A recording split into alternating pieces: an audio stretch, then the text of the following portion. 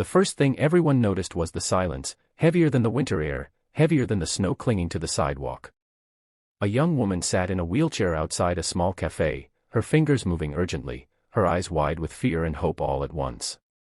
She was paralyzed from the waist down and deaf since childhood, and in that moment, her hands were the only voice she had left.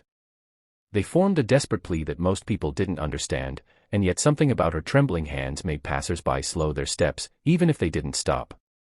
Before the story goes any further, pause for a second. If you believe in kindness, in second chances, and in the idea that one small act can change a life, take a moment to like this video, share it, leave a comment, and subscribe to the channel. Stories like this matter because people like this exist all around us. It had been a brutal year for her. The accident had stolen her mobility, but society had slowly stolen her dignity. Every day was a quiet battle against stairs without ramps, doors too heavy to open, eyes that looked through her instead of at her. On this particular afternoon, the cold had numbed her hands, but she kept signing anyway, because the cafe door in front of her might as well have been a wall. She had dropped her phone earlier, and without it, she couldn't type or call for help. All she could do was sit there, trapped between the cold behind her and the glass door ahead, hoping someone would see more than just a wheelchair. Inside the cafe, a single father was gathering his two young daughters, wrapping their scarves tighter as the sky darkened. Life hadn't been easy for him either. His wife had passed away 2 years earlier, leaving him to raise the girls alone while working long hours and carrying grief he rarely allowed himself to feel. That day, he was exhausted in a way sleep couldn't fix. He just wanted to get his children home safely, to a place where the world felt manageable again.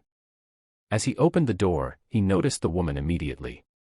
Not the wheelchair first, but her hands, moving with urgency, her face pale with strain. His daughters stared too, their small brows furrowed, sensing something important was happening even if they didn't fully understand it. The father hesitated. He didn't know sign language. He didn't know her story. But he knew what desperation looked like.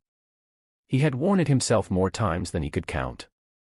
The woman signed again, slower now, fighting the frustration burning behind her eyes. "Please help me." The words never reached his ears, but they reached his heart anyway. He knelt down in front of her, meeting her at eye level, letting her see that she mattered, that she was not invisible. He gestured gently, asking if she needed assistance, unsure if his movements made sense. When she nodded, tears slipping free despite her effort to stay composed, something shifted inside him. He realized then that helping her wasn't an inconvenience or a delay to his plans. It was the plan. He held the door wide open, steadying it against the wind, then carefully moved her wheelchair forward, guiding her inside where the warmth wrapped around her like a promise. His daughters instinctively stepped closer, one of them holding the edge of the woman's coat so it wouldn't catch on the doorframe. No one had told them what to do. They simply followed the example they were being shown. Inside, the father took the time to understand what she needed. He found her phone, helped her pick it up, and waited patiently as she typed out her situation, her hands shaking from cold and relief. She explained how often moments like this happened, how being deaf and paralyzed meant relying on strangers who rarely noticed her. Reading her words, he felt a familiar ache, the kind that comes from knowing what it's like to be overwhelmed and alone in a world that keeps moving too fast. What happened next wasn't dramatic in the way movies often are. There was no crowd applauding, no sudden miracle. Instead, there was something quieter and more powerful. The father stayed. He made sure she was safe, warm, and able to continue her day. He showed his daughters that compassion isn't loud, that sometimes it's just standing still when everyone else walks past. The woman watched him with disbelief and gratitude, her eyes saying what her voice could not. As they finally prepared to leave, she signed something one last time, slowly, deliberately. "Thank you for seeing me."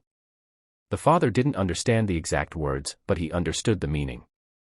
He nodded, placing a hand over his heart, and in that simple gesture, two broken paths briefly crossed and healed each other in ways neither had expected.